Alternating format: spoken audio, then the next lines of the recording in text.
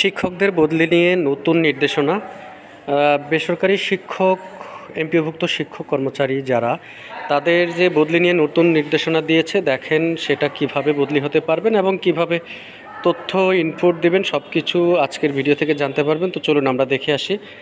যেখানে বলেছে যে বেসরকারি এমপিওভুক্ত স্কুল ও কলেজ শিক্ষকদের বদলির প্রক্রিয়া ডিজিটালাইজড করতে সফটওয়্যার তথ্য ইনপুটের জন্য নির্ধারিত লিঙ্ক ও ইউজার আইডি নম্বর প্রকাশ করা হয়েছে।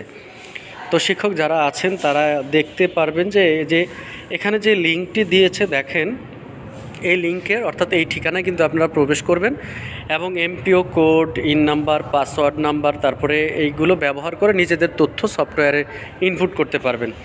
মাধ্যমিক উচ্চ শিক্ষা অধিদপ্তরের রংপুর অঞ্চলের উপপরিচালক মোসাম্মদ রোকসানা বেগমের স্বাক্ষরিত এক চিঠির মাধ্যমে বিষয়টি নিশ্চিত হয়েছে।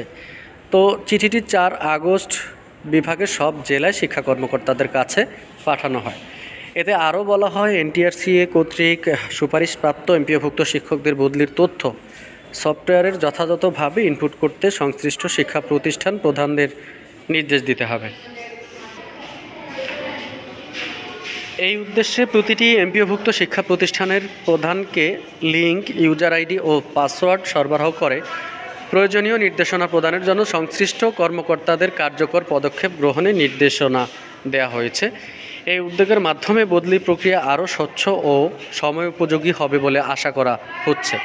তো শিক্ষক যারা আছেন, আপনারা অবশ্যই জানতে পারলেন যে এখানে কিভাবে আপনারা আপনাদের তথ্য ইনপুট করবেন এবং কোন ওয়েবসাইটে ঢুকে সেগুলো আপনারা এখান থেকে জানতে পেরেছেন।